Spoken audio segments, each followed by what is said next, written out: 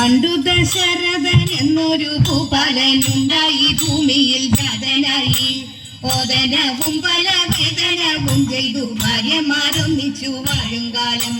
പുത്രന്മാരില്ലാഞ്ഞു ദുഃഖത്താൽ മന്നവൻ പുത്രകാമേഷ്ടി തുടർന്ന ശേഷം ഹോമത്തിലുണ്ടായ പായസം കണ്ണിച്ചു കൗസല്യയ്ക്കും പാതി കയ്യേറ്റും. അന്നേരം കണ്ടു സുമിത്ര നിൽക്കുന്നതും നന്നമായി ആനന്ദം കാട്ടിയപ്പോൾ തന്റേതിൽ പാതി കൊടുത്തിതു കൗസല്യ, പാതി കൊടുത്തിതു കയ്യേയും.